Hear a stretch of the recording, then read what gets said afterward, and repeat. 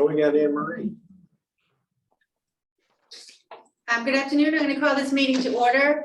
This is a Building and Finance Subcommittee remote meeting. Today is Thursday, April 14, 2022. The time is 6:15 p.m. The subcommittee is meeting here in person at the Gloucester High School Library located at 32 Leslie O. Johnson Road in Gloucester, Massachusetts. This meeting is recorded by video and audio in accordance with the state open meeting law. Pursuant to Chapter 20 of the Acts of 2021, this meeting will be conducted by remote participation. Additionally, all votes taken by the Gloucester School Committee's Budget and Finance Subcommittee during this and future meetings will be by roll call vote. At this time, there is no public comment. Therefore, instructions on how to speak to this subcommittee virtually are not issued. If you'd like to address the Gloucester School Committee, please comment at our regularly scheduled full school committee meeting. With introductions, we have Maria Puglisi, our recording secretary, Bill Melvin, member to the school committee, Kathy Clancy, chairperson to the school committee, myself, Melissa Prince, school committee member, Superintendent Lemus, CFO Gary Frisch, and his assistant Cody Marshall. We will begin with the Chief Financial Officer's report. Okay, I'm going to, Unless we want to take something out of order. we're going to start off with, out of order, with Martha Joe, our Director of Food Services. She's going to talk about the CEP program, Community Eligibility Provision. So I'll turn it over to you. Do you want me to, are you showing it? I was gonna ask the same question. And I just wanted to note for the record that we have Sure. Martha Joe Fleming, the food service director with us, and Anne Marie Jordan, Cody, our Cody, go ahead. preschool principal. Thank you. What's her? Director. Director, I'm sorry. I know you have a lot of responsibilities. I couldn't remember your title. I'm sorry, Anne Marie. Don't worry, no worries. All right. Am I on? You're on. All right. So community eligibility provision is a program. It's been around for a long time. School districts that had 40% or more students who qualified for free meals through SNAP programs, foster, homeless, runaway. If your percentage was 40% or more, you would qualify for this program, and it allows you to feed students for free. The reimbursement rates are determined by the number of identified students. So the last couple of years, the government's been letting us feed the kids for free through the summer feeding program, Seamless Summer Option, where we receive about $4.75 for each meal served, whether the student actually qualifies for free, reduced, or full pay meals. That program is ending at the end of June. And those of us that have high enough percentages are going to be able to do this CEP option if the school committee votes for it. So again, it's just going to really be up to you as to which way you want to go with it. It says the districts must participate, but then it says that the school committee can also choose not to if you find that there's a financial hardship. Depending on how many kids are identified, it will determine, by school, how many kids are, how much reimbursement we actually receive at the free rate. You can go to the next one. So again, this just repeats what I had said. If you are, if our identified students are at 50% or more, then the government is strongly recommending that we do offer the CEP. It refers to a provision 2, the difference between CEP and provision 2. Under CEP, you do not collect any applications at all. And they will determine based on this year's identified student percentage, how many meals will get paid at the full rate. Under provision 2, you still collect applications. All the kids eat for free, but the percentage that of students that you receive free meals for is actually a little bit lower than under CEP. They're very similar. The main difference really between the two is with one, you're collecting applications, and the CEP, you're not. Go ahead. So this chart shows you what the ISP is identified student percentage. So that again is the the percentage of students in each building that qualify for free meals through food stamps. If they're homeless, foster, runaway, or migrant. So as you can see, we've got a few schools that are over the 50%. So these are the ones that the government's saying, they would like us to do, or they recommend we do. So you've got Beaman, the preschool, Gap, even though that's part of the high school, through food service, it's identified as a different building. That's in West. So on the next slide, this shows you the percent of the meals that we would get reimbursed at the free rate. So what they do is they take this ISP, which for Beaman is 62.8% of the kids qualify, and they multiply that by 1.6. They just refer to it as a claim multiplier. So 1.6 times the ISP gives you the percent of the meals that are going to be reimbursed at the free rate. So at Beaman, Gap, and Vets, all of the meals that we would serve, we would receive the free reimbursement rate. It could be as high as $3.38. We're not positive on that yet.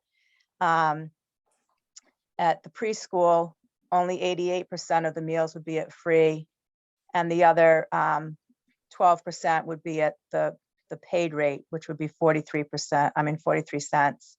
And then O'Malley, we're at 81% for the free. So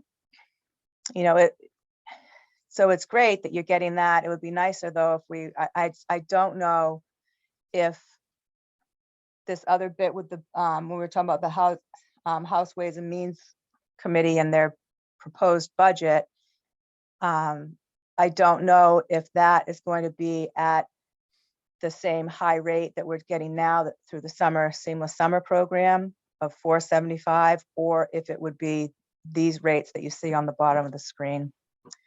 But so on this chart, there's a spreadsheet that the government gives us that we plug into it, the enrollment, the number of students that qualify as identified students, an estimate of what our participation would be. We don't really, we've been feeding the kids for free for 2 years, so it's not all that likely that participation in those schools is going to go up too much next year. It's already free. But anyway, when you enter all the numbers into these spreadsheets, you come up with the amount that you possibly could either lose on your revenue or increase on your revenue. So what this chart is showing you on Beaman, for instance, they're saying that if we do go CEP, we'll bring in an extra $4.67 a month on lunch and $12.10 on breakfast. And then if you look at O'Malley, it's showing that we're going to lose close to $400 on breakfast and almost $3,000 on lunch. And then when it's all said and done, with those 5 schools that where we're at the 50% or more, we'd be losing around $814 a month. Again, it's just an estimate because we really don't know what, how many kids are going to participate and what those rates are actually going to be. But you're looking at about, a little over 8,000 potentially. And that the deficit has to be subsidized by the school budget. You can't, we can't use federal funds to offset the deficit. So that has to come out of the school committee's budget. You can go on to the next one. So these are just the other two schools, East and the high school that they, obviously are way off on their counts. And then district-wide. So when they put together the schools that qualify for this, you can either say, yes, you want to do it at just one school. So for instance, you could choose just to do the schools where we're going to be reimbursed at 100% and claim a financial hardship at the others. In the past, prior to COVID, the minimum percentage was the 40, and some school districts did try to do it. You really have to be at about 65%, 60, I think we figured out like 63 or 64% in order to receive the free reimbursement rate for all the meals. If we were to do district-wide, we're only at 48%. So you're looking at about $180,000, $190,000 a year deficit. Again, that would have to be subsidized by the school department. I'll just interject. That's because we're losing 18,000 a month and change. We're not recommending that. Right. To be Right. financially taxing to the school district. Right. So if you just flip back to that other slide, Cody, are you doing that? Yeah. The schools that you don't see, who's missing here? We didn't put Plum on, Plum, West, East. Their numbers are just so far off, it's just no way. And the high school as well. But O'Malley, you can see that, we're only at 51% for the ISP and looking at a deficit of about, a little over 3,000 a month. When you're, Martha, Joe, just to make sure that it's clear. So Cody, can we go to the next slide, please? So the $18,500 incurred each month in terms of a loss yes, would be if we added EGS and GHS. I mean, that doesn't even include if we included Plum. no, and West that does Perry. include, that does include them. Oh, it does, okay. Yes, we just didn't have them on the screen there. Oh, Sorry. sorry. And I'll interject. We didn't add them because by themselves, East Gloucester and Plum are under 40%. And so they don't qualify or they're not eligible to select them. Right. Okay. By themselves, they're not eligible, but you could include them with others. So for instance, you could take East Gloucester and combine it with vets and, bring the percentage up higher, but you're also, you're still going to have the deficit, where if it were just vets alone, you wouldn't. So you can combine them. You can take all different, different combinations, which, some school districts had done in the past. Say they wanted to do just the elementary schools. And you had some like, we have 3 that, are fairly low, combine them with the others and you would have hit, they would combine them so they'd hit at least that 40%. Their thought was that if you had some elementary schools getting free lunch at other elementary schools, parents might object to paying because they didn't think it was fair.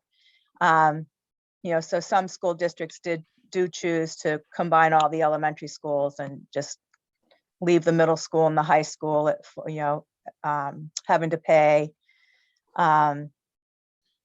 We do have some kids in our district too, that I think there's some that, families that have children in different elementary schools. So you potentially could end up with students having, one child doesn't have to pay for lunch in the household and another child does. If you had someone at Beaman that doesn't, the one at Plum may have to. So you need to keep that in mind too. I have a question. Did we do the math to find out if that would work for us, combining all the elementaries? We looked at it, we didn't display it because it was a financial hit, a significant hit. So just to give you an example, Melissa, at at Beaman, we're showing that we would, potentially bring in an additional 1,677. At Vets alone, it was a $1,400 deficit. Veterans, it was? I'm sorry, at East. Oh, East Gloucester, okay. East. Yeah, and then at Plum Cove and West, the spreadsheet doesn't even allow us to calculate that because it would, we're so far off. Okay. But you could, throw them all in like we did with the district and come up with that whole. The high school on their own was, a $6,000 deficit, but per month, And But Martha Jo, anyway. I don't know that Bill and Kathy were here earlier when you talked about what you learned about the House Ways and Means. I know you mentioned it earlier, but I don't know if they were aware of the message that So- was, just so that we can repeat it on the record for those that Sure, are interested. Sure. So the House Ways and Means Committee released their FY23 budget, their proposed budget, which is including 110 million for to extend the free lunch program for all students in Massachusetts for another year. I don't know when they vote on that. If it were, included in that final budget and passed, then all of our students are going to be free next year, and we don't have to worry about this at all. But I already had to turn in those numbers that you saw, our ISPs, that those were due. They're due tomorrow. I submitted them already. And then there's more spreadsheets and all that we have to, rosters that we have to put together and have ready just in case this, bill doesn't pass. This slide that we're on right now, though, Gary is showing, I think it's the 185, annually. If we were to do CEP throughout the entire district, all the kids would get their one free breakfast, one free lunch. You don't have to worry about school lunch debt.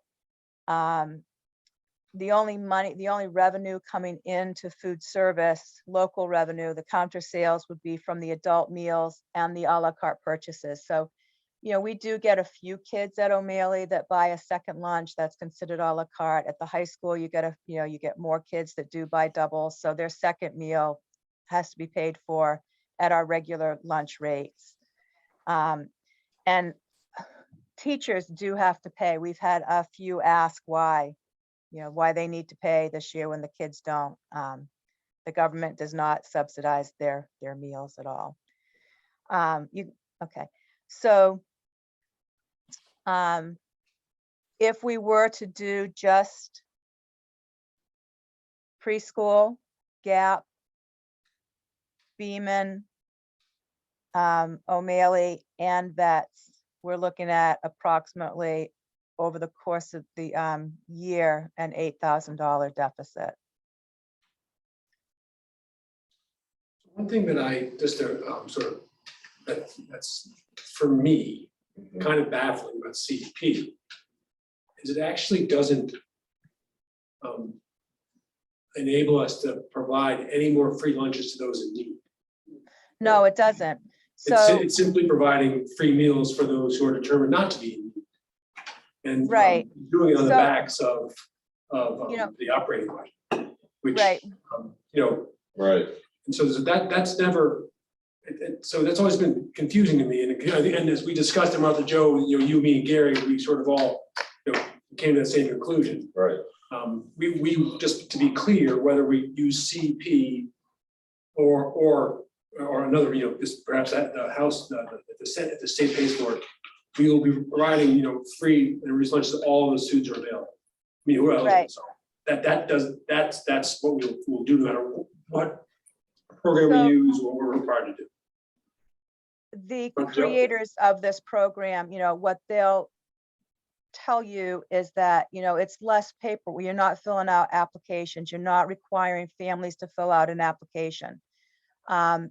If you do a partial district, then you're going to have some households that do have to fill out applications and others don't. None of the programs that rely on statistics from food service for free and reduced, whether it's for a grant or whatever, tuition payments for preschool, all of that, your athletic user fees, all of those programs would have to determine eligibility on their own if we went with CEP at those schools. Yeah, you might not, maybe I don't have to process as many applications, but we do this all online on a computerized system. So it's not the amount of work that it was, 15, 20 years ago. But they take away that, but then what they give us is a boatload of information, information they need for all of these rosters that we have to do. So paper-wise, it's a wash. I mean, you really don't gain or lose for time there. I think that they just, it looks good that you're giving all the kids a free meal. But like Ben said, we're already feeding our free students.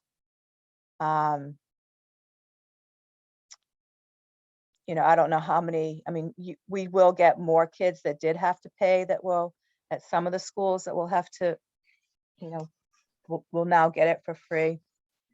But it is a substantial amount of money and they don't take into consideration any Basically, cost. free just means the school's paying, not, it's free to the parents, not free to the Exactly. taxpayers. Exactly, So and it sorry. So can't be just- offset with school lunch funds. So, So just in terms of the upcoming deadlines, this is where we want to close, is, now this has changed, obviously, because the House Ways and Means is now getting into the game here. Mhm. But, and Martha Joe, so essentially, the June 1st deadline is when the school committee would decide to participate, to what degree in CEP. That may adjust as the state budget process goes forward. House Ways and the House will debate and agree to their budget sometime in April typically, and then the Senate does it in May. And we should have either further guidance about deadlines or further guidance about where things are headed by June 1st. But we'll make sure that we're hitting deadlines. It may have to hit these deadlines, and then it may also evaporate too. So, but we'll keep you guys informed. We wanted to tell you now in April, so you knew what was coming and understood the process. So It's this is just definitely- for informational, pretty much. Yes. and That's in the all. meantime, we're still putting together all the information that we have to have ready in case this does go through. Okay. So, Questions? So, seems like we should be sending a letter to the House Ways and Means or our representatives that we support the efforts of the House Ways and Means bill. definitely. So, that's- That sounds good. We should do a recommendation to the committee, have that voted on. yes, You want to make a motion?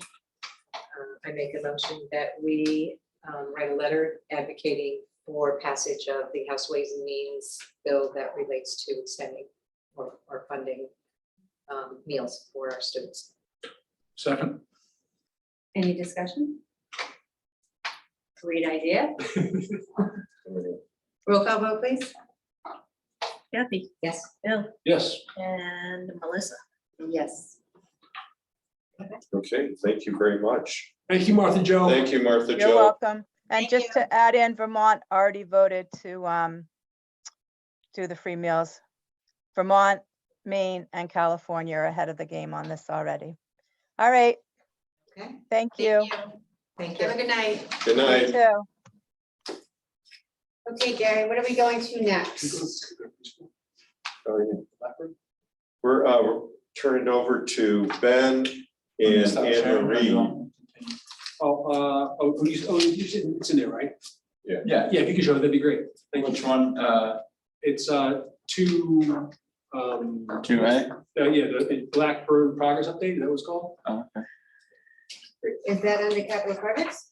Yeah, Yes. sorry, yeah, this Okay. one I got products, yeah, so Thank we're gonna give you two basic capital product, updates, and they're both really progress updates on capital projects. The first one will be, because Anne Marie's here now, the preschool district offices. The next one will be on the long-term capital planning we're doing. Both the principals are, finance office and DPW. So, you go next slide, please. Yeah, sure, I was gonna open up right here, so it might be a little easier. Okay.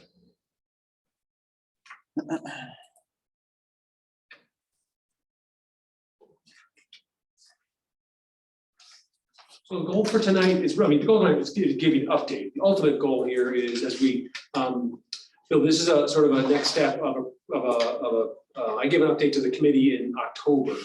I got some really good input from the committee members about information that they would find helpful in order to make a longer term decision on a permanent home for the Gloucester preschool and district offices.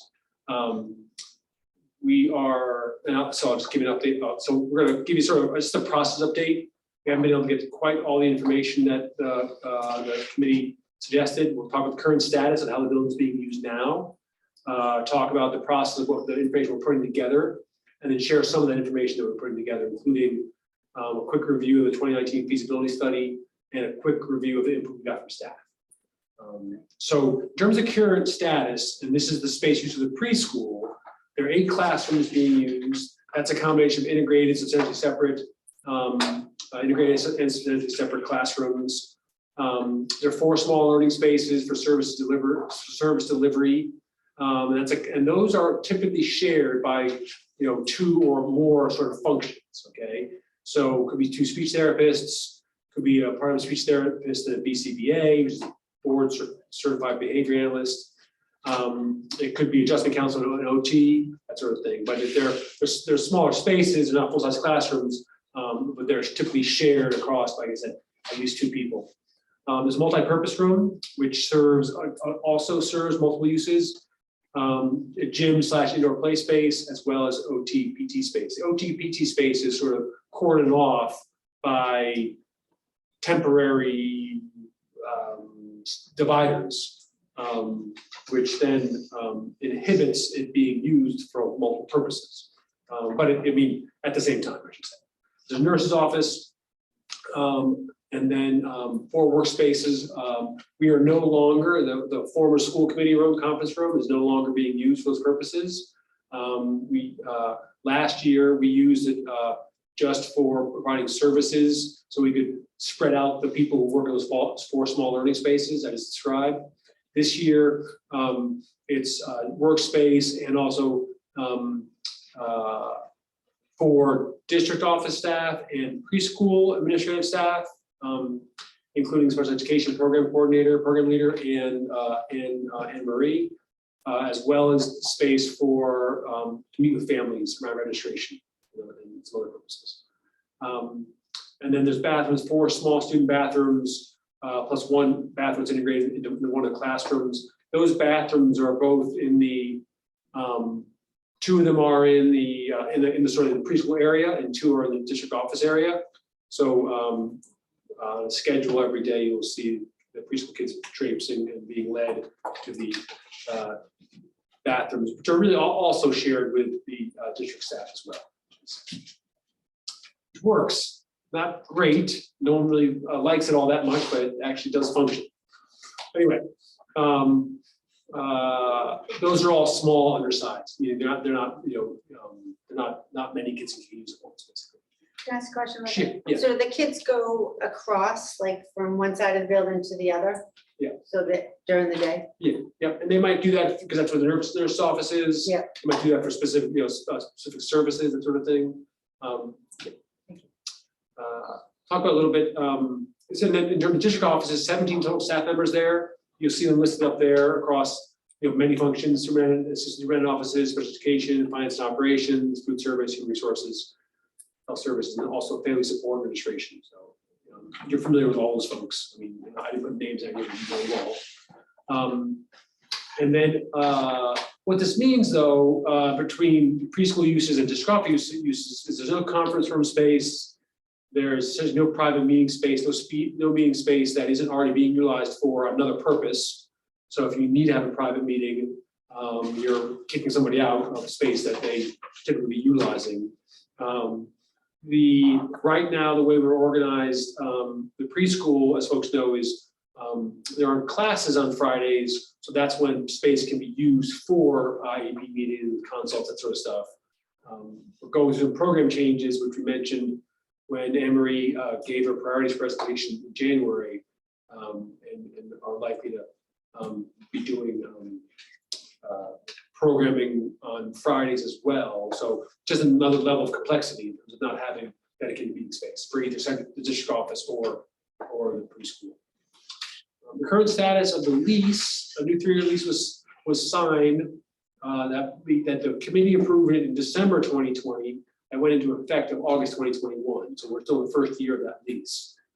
The option to purchase in effect through June 2023.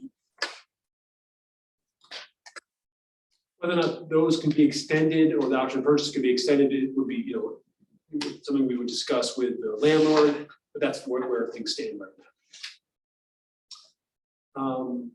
Let me pause there just in terms of any questions about just how we're currently using the building or anything like that, which is Anne-Marie can provide more detail.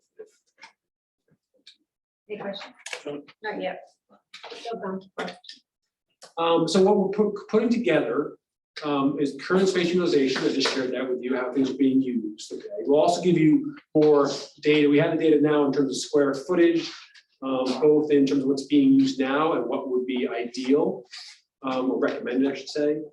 We're going to go through a review of past processes and studies. Now, tonight we're going to look at the feasibility study. We've shared that with you, have it in your packet. Actually, I have printed copies for you. But then there are also, in addition to that, there is a variety of different pieces that prior school committees have been through, but really the only people on the committee now who have been through that are the two of you. So I want to just make sure folks know that there's been work done. And so but nothing really since the feasibility study from 2019. So, which we'll talk about tonight. And then tonight, we'll give you some input from the preschool staff. In addition to that, in the coming months, we'll give you more information on the anticipated space needs. Part of that, as I talked about, is related to the program updates and future enrollment, and also any change in district space, office meeting space. We don't anticipate more staff in the near future anyway, but we do certainly have meeting space. We'll also work on getting you data on market rates for office space, the feasibility of a collaboration with the city on office space. We only have one short conversation on that, but so that's not even done. We'll review any available space in O'Malley and GHS. And talk about space utilization in both of those schools, and then the committee also asked about talking to Pathways or other organizations to see if there's any possibility of doing co-location of preschool space, so preschool program as well. So these are a combination of things that were requested by the committee, and also we're coming up with to help you make a long-term decision. Were you ever in a meeting over at Pathways regarding that space?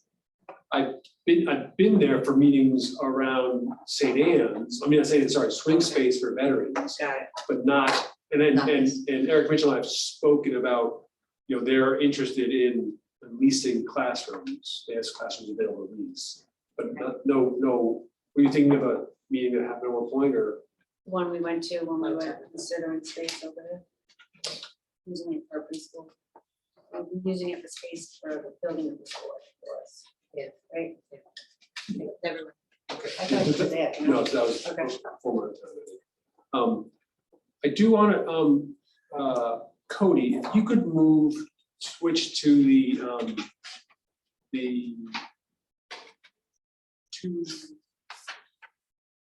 it's the presentation of the feasibility study. Is that what you're handing out as well? Yes. Perfect. If you can go, I'm just going to summarize this. Oh, sorry. That's okay. If you open up to about page 4 or 5, I'm just gonna cut to the chase here. And this is 2019. This was a study that was voted, supported by, the school committee authorized this essentially. Dawn Whittier did the work. Look at 2 things. What it would take to move the preschool to 3 different sites or keep it at. So there was construction costs they looked at. So they looked at feasibility in terms of, educational space needs. They looked at depending on the educational space needs, what was available at the different locations, costs necessary to relocate the program, site costs, playground, and then soft costs related to project management and design. And you can see it ranges from $5 million to keep it at Blackburn, which included the purchase of that property. So the 3.6 of that is the actual purchase of the property, moving away from the lease. And then other than that ranges from $6.1 million to 11. Preschool lease cost obviously is not in feasibility, not possible at this point because the plans for that spot. The other piece was then, if, for example, option 3 there, district preschool is going to stay in Blackburn, then what would be necessary for having a district office? So they're looking at those at the 2 at O'Malley or GHS, and then also what remained to stay at Blackburn. Is that building now at Blackburn?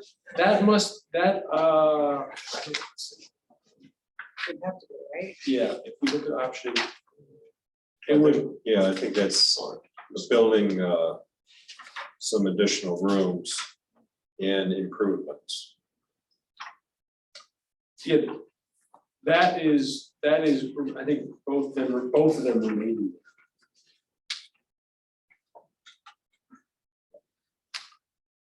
So those are the basics of it. What we'll continue to look at is the details of the report and go through with Dawn Whittier sort of what their assumptions were, what the locations are.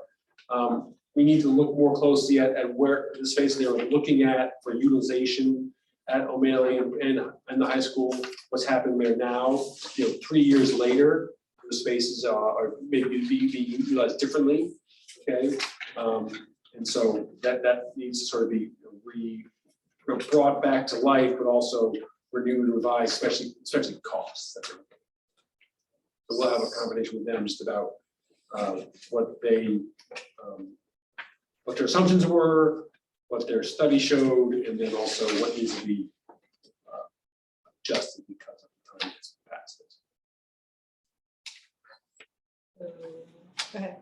So back when this was done to explore, everybody, the thought was there's all this underutilized or unused space.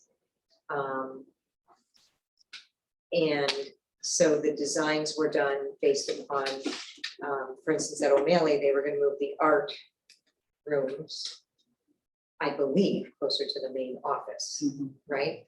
Now the main office area has been reconfigured with the entryway, Right. and now it has good utilization of space and is utilized, so it's not empty. No, right. So I'm hoping, these studies cost a lot of money, and there's going to be certain things during those conversations that's going to be apparent, hopefully, maybe not, that some of these options really are not worth spending another, if it was 10 million then, it's 18 now. Yeah. Okay. Right, so, and I think we also, this exercise was a financial exercise, not necessarily what is the most optimal educational. So I would love that perspective being put on any information you gather, Yes, and with your recommendation as to, what's real. what's real and what's in the best interest of students, right? Education. And not just, is there an empty space we can, you know, Yeah, yep. and can we have little kids using an adult bathroom because there is one? Right, those kinds of things, I think, can weed out, I think, some of the scenario planning for us to move forward. And again, I haven't heard from, the details from Doran Whittier about this, but it does seem like a numbers approach as opposed to a programming approach. Absolutely. And also in terms of yeah, so I told that, so that's what we got up and sort of, bring it back to life and review it, and so you have the information, amazing information. It won't be a new study, it's just gonna be sort of our talking Doran Whittier and then our own sort of analysis of what's occurred. That sort of thing. So those are the could I that's say- oh, Anne-Marie? Go ahead, Anne Marie. Oh, just because well, as some of you know, I've been around forever, but I was around when Doran Whittier did this study. To address Kathy's questions, they actually did utilize a process to determine optimal space for all of these types of classrooms, as well as office space, therapy space, and all of that. So they actually, although it is a cost analysis, it's based on what would be optimal in having a program with the number of students and staff that we had. So I know you don't have the whole, oh, maybe you do. There are projections. So for instance, and I'm just use one example. I think they calculated the average classroom square footage size in the building that already exists as just under 800 square feet, and then calculated how much total classroom square footage that was. And then what they did was they also, let me find it. They also gave what an optimal, so area standard space. So, and what would be recommended for an early childhood classroom, what is the optimal space? So that's a 1,200 square foot space. And then the calculation of how much they would need. So when on this slide, when you look at some of those construction costs and soft costs, that would be to modify the existing space so that it would be programmatically appropriate for a program our size. I don't know if that's helpful. It is, Anne-Marie. So I think, thank you for clarifying that, meaning it was based on educational program. And what we mean by that is and what's optimal for the learning about this. Right, But to build on also what both of you saying, if you look at the slide here, which is a little bit earlier than the cost summaries, like the pre-K at OMS option on the left there, these are some pretty gigantic changes programmatically for that they're just recommended. And then and not that they're doing it lightly, of course they're not, but classrooms move to art rooms, aquaponics moves to the library, library becomes learning commons at the central circulation space, which I think is the gigantic commons area, and art rooms move to stack areas of the library. Those are significant building changes and also program changes, in the sense that the cost of those changes aren't really shown in the dollars and cents here. But I do want to say that, of course, just like the feasibility study, when they're building a new building, they look at what's needed in terms of, as Anne-Marie was saying, that definitely did happen. So I can't help but wonder, I was trying to look it up, but I don't have good internet in the building. The state, like Martha Jo mentioned, the state's talking about free breakfast. They're also talking about expanding early childhood. Right. So for me, it's hard to make decisions not knowing what's coming with that, because it sounds like there's a very big push for that to happen. And I can't help but wonder if we tried to figure this out now, the things in a year from now are going to look differently. Yeah. I mean, we might need more than what we think we need, or we may need less. I'm not sure how they would work that out with other organizations that are preschools that aren't necessarily public. But What we haven't done tonight is giving you a time frame on when this is going to be dealt with. Yeah. The obvious sort of timeline out there is in terms of purchasing to Blackbird. And right now, it's a June 2023 deadline for that standing, it's essentially standing offer and lease. So, but I think, we were hoping to do a little more work on this last few months. Yeah. For obvious reasons, haven't been able to do as much as we'd hoped. But I do think, into the fall and then, but, I guess June 2023 seems like a long way away. I don't think we make sense to wait all that long. No, but I do want to, I don't want to have to be acting on a deadline at that point. So, but in the fall, bring you more information. They've got, I think you're right about, and then, also with the new building opening as well. So we've got some work to do here. Yeah. Is what I'm trying to get at. Just sounds to me like we need Blackburn plus a couple more floors by the time this conversation ends. If If the state goes that route with early childhood education. I like the feasibility of a collaboration with the city and office space quite a bit. Anyway, but like more work to do. Wanted to give you Yeah. just update on what we've been doing so far. Any questions or comments? Just the, Oh, I'm sorry. We have actually moved back to what we haven't shared with you is the input from the preschool staff. Which I just Oh, yeah. wanted- But sorry, go ahead, Bill. No, it's just, did you say that the lease has to be renewed June of 2023? No, what we have, and so the lease, I think we're on the second lease, but maybe it's more, maybe it's the third. So we signed it August 2021, so 21 to 22, 22 to 23. I mean, in terms of how many times we've renewed the lease. But anyway, the point I'm making is that in the lease, both original lease and renewed lease, there's always been an option to purchase. Yeah.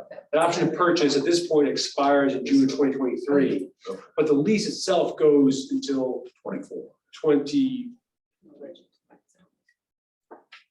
Yes, 24, yeah, the following. Yeah, we just have to give We're in the the owner's first- notice in 23, so Right, that we have a year. We have to give it at our last year, I think. is the Yeah, notice. we're as we into the last year. That's right, Rental. as we into the last year. Right, and that decision's a financial one, not necessarily a logistical one, right? As the program, preschool program evolves, the needs and your needs, run parallel. If there's a solution for district somewhere, it doesn't mean. But we could, I mean, you could purchase the building and leave everything just the way it is right now. Exactly. And still have deficiencies, that sort of thing. I think probably the biggest piece on this, actually, if we could go to, so preschool staff input. So we met with probably it was a month and a half ago now. It's hard to figure out. Time travels these days, but met with all the staff during one of the early release days. They were really helpful and great and fully engaged. We asked them 3 questions that are up there.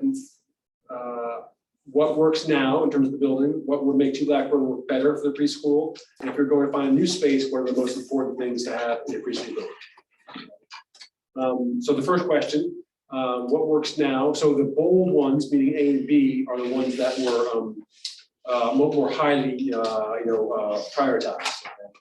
Preschool being in one space building, folks, really like that. There are different ways to do preschool. Sometimes people put them in schools and put them all over the place.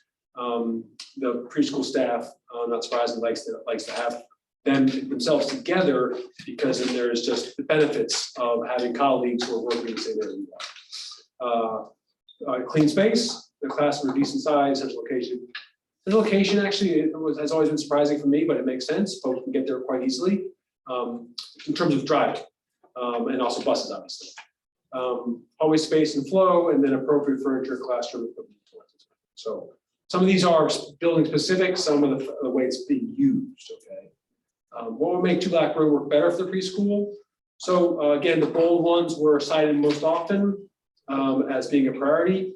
Not surprisingly, the top 2 ones are about dedicated space. The first one being about dedicating just the preschool, not sharing with the district office. I don't think it's because they don't like us or we're not good friends and neighbors. I think it's simply they would like have their own space. But if Emery differs, she can differ publicly if she likes. No, but No, I think that, I think that it runs with the fact that with district offices there, you guys take up space. Yeah, And I that's think it's really a basically, space question as opposed to personalities or. I personally would like an office. Yes, exactly right, exactly right. So then the other piece is just the fact that because there's limited space, then as I said, as we described earlier, many spaces are shared across multiple purposes. And that leads them to the third one, sufficient small learning spaces, because there are not sufficient small learning spaces, therefore they're shared. Another really important piece, and this is probably, I would say, and Anne Marie would definitely agree with this, is that this is one of the most challenging ones, is playground. The playground is deficient in a variety of ways, access, both getting to it, and then also, and also the equipment. We've been hesitant to invest in the building because we don't know what the long-term plan is for the building. And not owning a building and putting, dealing with the playground the way we need to deal with the playground will not be inexpensive. It'll be $150,000 and not more to upgrade the playground. And then you also have access to the playground. So we're hesitant, and then probably need to work with the school committee, perhaps in the shorter term, to figure that answer out. But it's a tough one to answer because we know it needs to be improved. But if we're moving away from that building you know what I'm trying to say. There's a chicken neck here.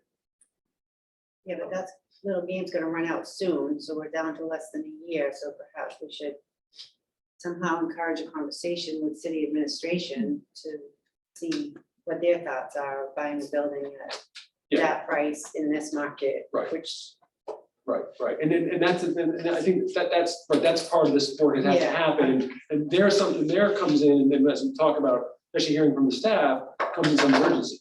right. Can I just ask why the sinks aren't working? No, what we have, there never were sinks until COVID, and we used some of the federal dollars to put in sinks that are not plumbed. They have, water and wastewater tanks that are, loaded and unloaded. That was a COVID regulation that they needed. No, it was just, it wasn't a regulation, it was something that you guys requested and we were able to use federal dollars to do, correct? Well, actually, the recommendation would be sinks in a early childhood classroom. So we are, no one's ever cited us on it, but that is something that is, in an early childhood classroom, there should be sinks either in the classroom or right adjacent to each classroom.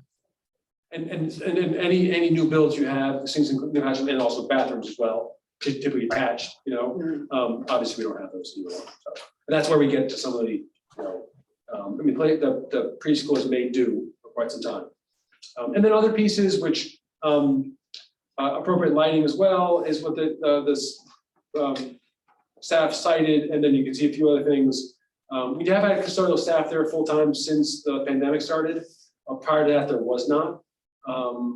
That's a big change, a big plus. Big plus. Big plus, gigantic plus for everybody. And then another thing we've heard is just removing the carpets and replacing the tile for ease of cleaning and sanitary and sort of thing. And then the last question was sort of looking, beyond to Blackburn, and these will be similar. But actually, the first one goes right to just what we're discussing in terms of what's appropriate for a preschool building space. Again, you see not shared space. Again, you see playground, indoor motor space, specific spaces for provide additional services. Conference meeting space, things we've talked about quite a bit here. Those are the highest ones. You see other typically when you're talking to about classrooms and spaces, natural light is very common. Storage space is common, obviously. And then the other piece is here, while the parking lot is well sized, it doesn't have a clear process for pickup and drop off. That can be, and like whenever we build a new school, we try to separate, and we do our best job yet at East Gloucester veterans of separating bus traffic, pedestrian traffic, and individual car traffic, so. So those are looking for. Is that something we could look at now? Because it just, my first thought is like when you have that kind of request that maybe there's some confusion out in the parking lot, is it just a matter of getting lines painted? Or is it much more than that? It just seems like there's so much space up there that it would be an easy fix. Yeah, there is, Right. No, pickup. Yeah, what's that? It's not good at pickup. No, but there's also, so I would have to look into it. I don't know off the top of my head. I'm just wondering why we attract the people floating around for the new school job, if it was something that could be looked at. You know, Yeah, there's I also, think if you wanted, good, Emery, yeah. I think if you wanted to make it, I think that I guess you could do a little bit now, but the problem is, so where the main entrance is, that's a bottleneck where everybody comes in and out. So it's not just lines, it's, the bus almost every day is blasting its horn because someone's mistakenly going by it while they're unloading children or picking children up. It's just that area where the front of the building is, it's just, we would need another area coming in or out, I think, to be able to have a good bus drop off, as well as walking, families walking their children over into the classroom. So it's not impossible, it's not major, but I don't think it would just be lines that would be able to satisfy it. thank you. With one entrance in and one entrance out, essentially, then the cars and the buses are competing for the same path, pathway, basically, as opposed to what's ideal is, if you think about the update last night at the new school, you have the buses over here, separate entrance, cars over here, separate entrance, they're coming in and out independent from each other. That just isn't, someone with more experience in traffic management than I think Anne Marie or myself would have to look at that space and see what you could do, Are the majority of the kids bussed in or dropped off? Majority are dropped off. But we do have, it does take busing a while. So for instance, we have a child who has a mobility disability. So he comes, we have a lift on the bus. So it does take a while to, load them up and drop them off, unload them. So. And they're also little. They don't come off the bus as quickly and easily as a middle school or elementary school child does. Thank you. So that's where we are. Okay. All set. Thank you. Thank you, Emery, very much. Thank You're you. welcome. everybody. Thank you. Did you want Oh, capital now. careful? Yeah. Yep. Okay, so, you've got copies. Is this it? We have. Okay, sure, yeah.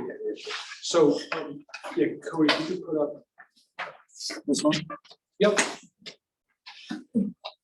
That is, so, this is, again, update because we're in process here. Met with, during the budget process, we also talked to all the principals about capital needs, capital projects. Then worked with them on prioritizing those for each of the schools.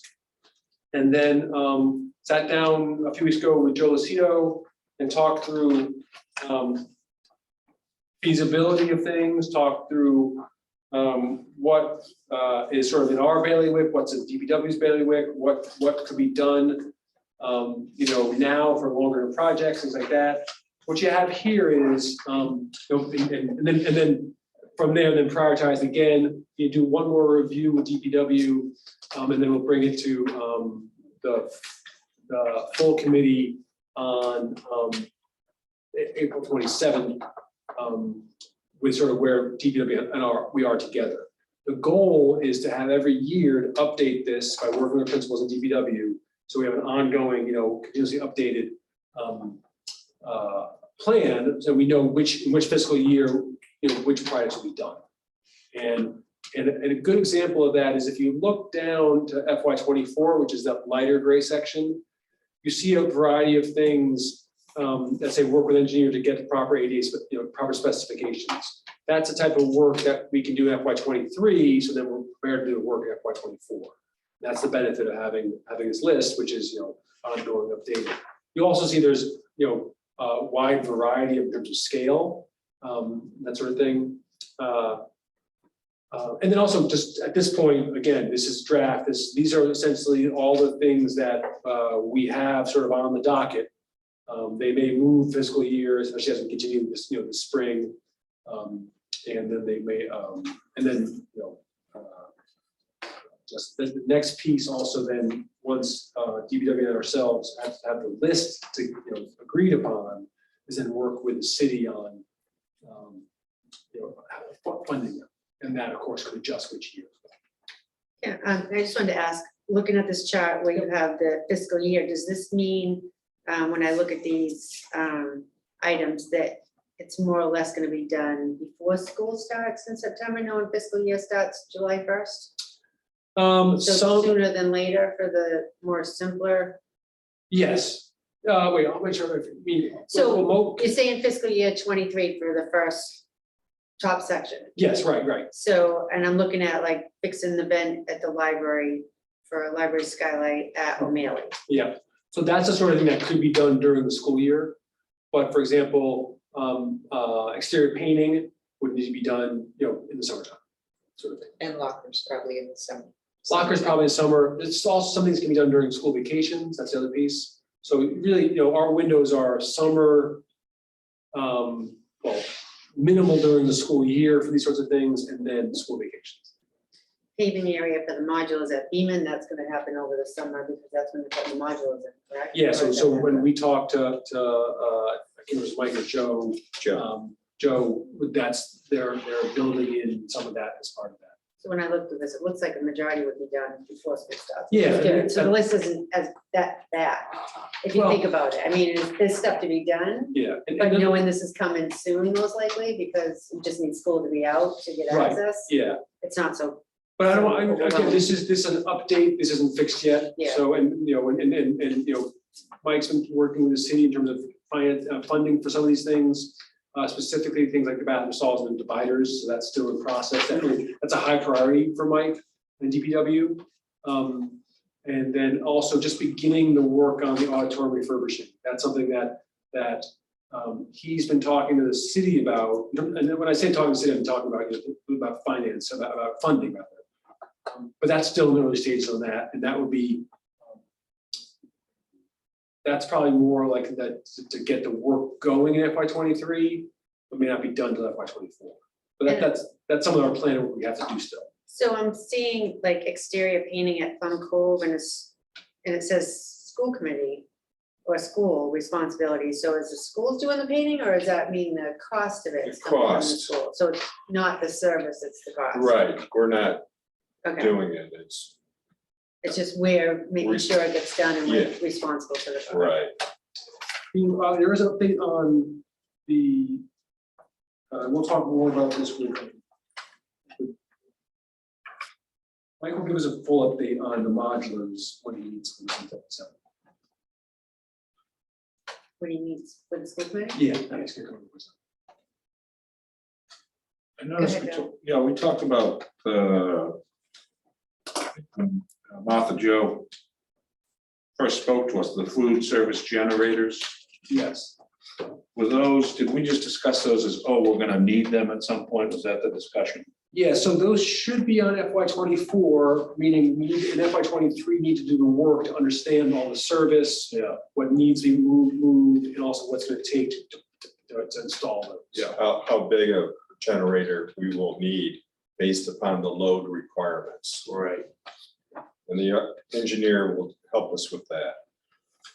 Probably a decent size, a price tag one, that's not gonna be cheap. Yeah, It's not a right. $2,000 job. No. No. They're talking tens of thousands. Yep. That's the other piece is that by doing the work, then that's another piece is that we can plan out the costing, whether it's stabilization fund, financing, or our capital budget. And then there's also at the end some TBDs, which are very significant projects that may be more sort of wishes and hopes than reality. But we want them to be on there, you know, so people are aware of this sort of thing. But there's some ones there that are very big items. Or requests that may not really be feasible. The outdoor mailing has been, there was a plan put forth, I would guess now about at least 8-9 years ago. I'd be very excited to do something like that, and also talking to people, there's a reality of just the use and abuse. Yeah. And then how do you actually create, you know, just, A lot of big stone structures. yeah, what's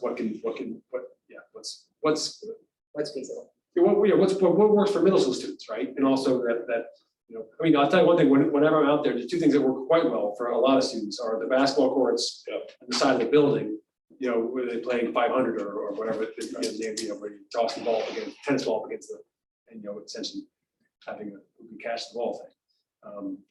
Yeah, and then also what works is, you know, areas where kids get to sit and hang out and talk and that sort of thing. So, but in terms of beautification and usefulness, and then durability, that's a complicated equation. That's where we wanted you to be, and then we'll share this with a little more specificity, or really more. It'll be I won't say set in stone. We'll be further down the planning, and then have some greater closer to final being complete in terms of the plan when we present on April 7th. Okay. Okay. Next. Any more questions on that? Good. Question. Thank you. Next, moving right along is the FY22 budget update. We're already in mid-April, so we're pretty comfortable with our projections at this point, but we're going to update this for you each month, May and in June. Yeah, if you can go to the PowerPoint. PowerPoint for me. Yeah, and the next slide. Sure. Okay, so stop right there. I have a handout for you, everyone.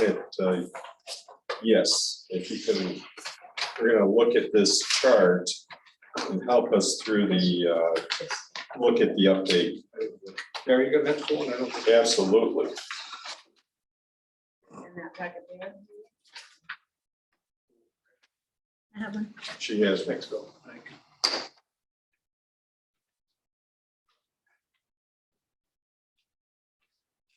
Hey, this what you see here on this chart is the public hearing format, and we have 4 columns. FY 2022 estimated is in the far left. The next one is what the school committee approved for FY 22.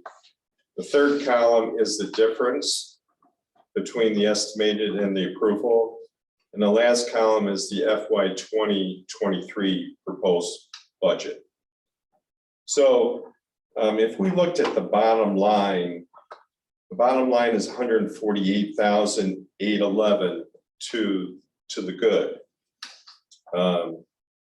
So each department, each building has pluses. Some are over budget, some are under budget, but the end result is a under budget by 148,811. So we're in fairly good shape. But let's go through a few of these. School facilities, $25,000 over budget. That's because the window replacement project had some additional costs for additional consultants for the to help to assist the architect for hazmat and HVAC consulting. And so those costs came in a little higher than anticipated. And that's why we have an over budget if we look at, let's look at the general Gloucester High School, general ed.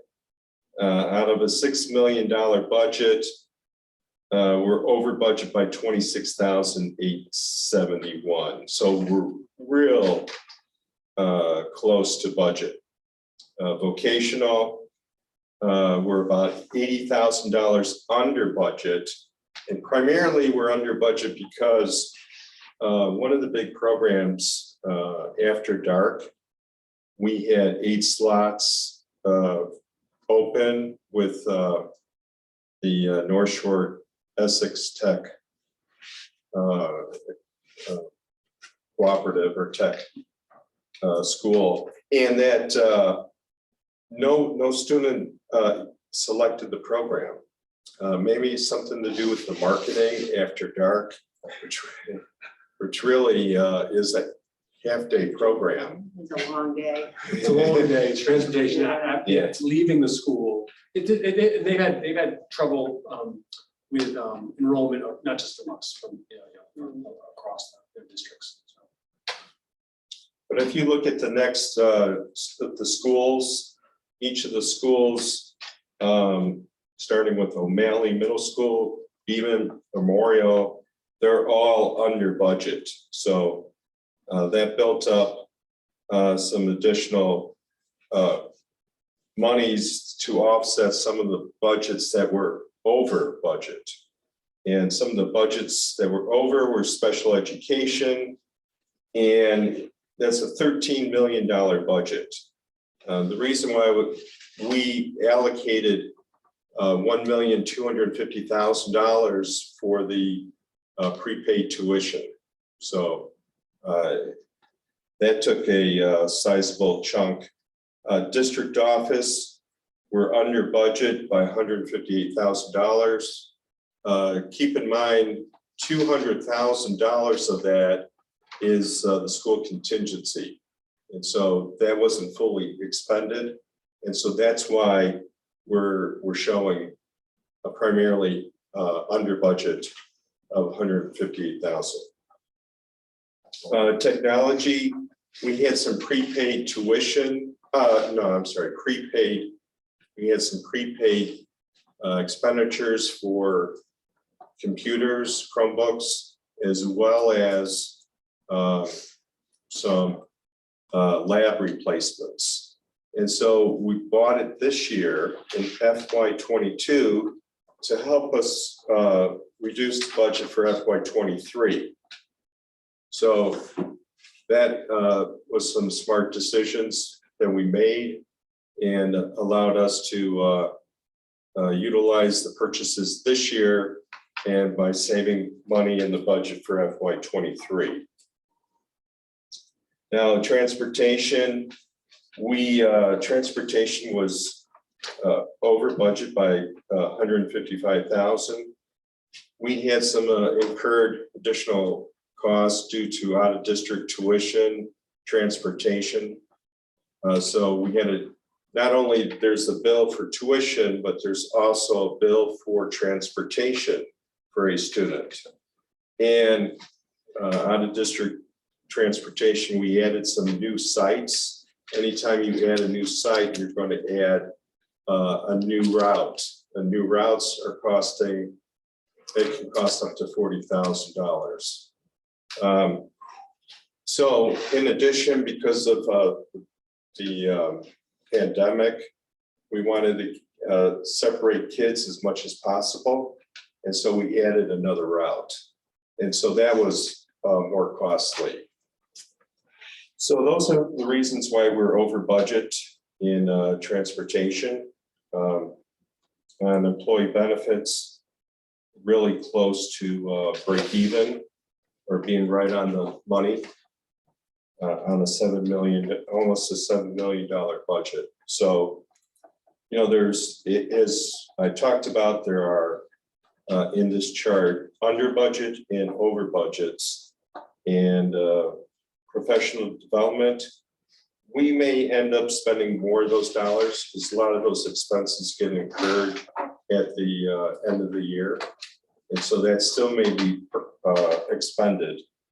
So the $148,000 budget, under budget, could be closer to zero, depending on if those professional development expenses get incurred, as well as some special ed costs are continue to be incurred. Yes, Is that typical of what you would see in a normal year on the professional development, Gary, that it would be that much of a difference kind of coming in towards the end of the year? great question, Bill. Typically not as much, but keep in mind, we had some ESSER dollars that we shifted from the professional development budget to ESSER. And they were more of a natural, because some of these professional development expenses are some software packages that can be multi-year, purchased multi-year. The auditor doesn't allow us to purchase multi-year in the operating funds, but in the grant, they allow us. So there was a more of a natural to spend those dollars in the ESSER funds, ESSER grants. It's a great question. Thanks. Let's see, the other thing I wanted to bring up was,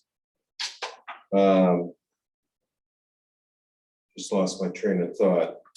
How awesome we're doing this. Well, the bottom line is, thank you on that. The bottom line is that we're so close to, to our original budget that to end this year with looking at 148,000 under budget is really good. So I would say we're in good shape and expecting to end the year on a positive note.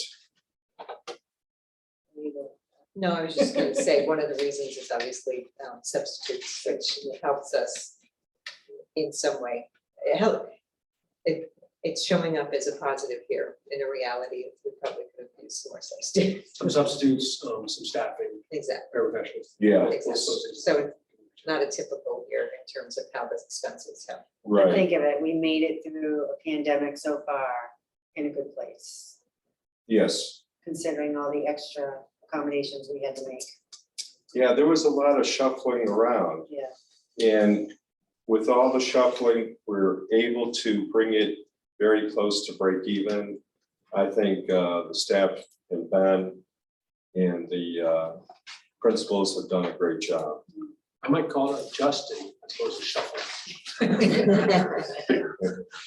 I think adjusting is a better word. Yeah. So we do make those adjustments. That's part of being part of management. Great. Yeah, that's any questions? Nope, I don't think so. Good. Okay. Budget transfers, I'm going to ask Cody to cover the budget transfers. Yep, the agenda item we're all been waiting for. Well I feel I anticipated. found that I have two sheets, I probably had your sheet. Sorry. All right, no biggie. So the first transfer is one that you guys approved to move 109,000 from the contingency fund to fund the lab purchases at O'Malley and GHS through technology. Need to cover some legal services with the next one, so we were able to take it from athletics. We've been doing well with the revolving funds, so they had some available balance in their in the general fund account. And then plenty of minor transfers within the department, ordinary to ordinary accounts, nothing crazy. Beeman transferred 12,000 to technology. That's their classroom equipment line item is basically, IT works with them for that stuff anyway, so it's, same money going to the same spot basically. And some other ordinary to ordinary transfers. Yeah, nothing too crazy. Just ton of them this time, but they're all pretty small. Oh, that's what I was gonna say. The Purchase re- order stuff. the reason, right, exactly, Cody.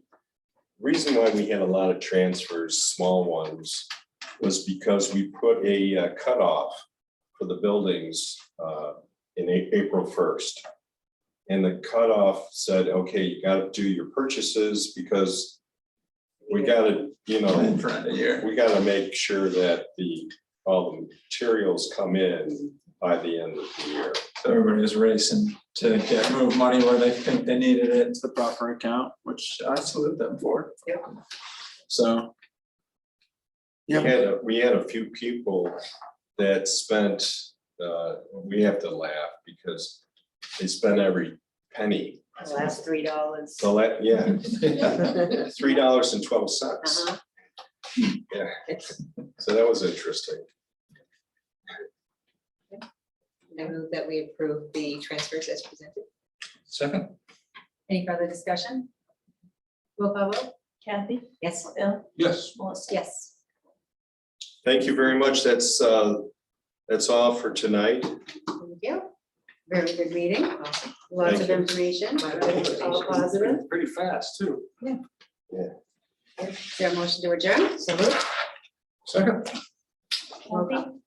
Yes. Yes. Yes. Well, Thank you all very much. Thank you. Gary? Can I ask a silly question? Absolutely. So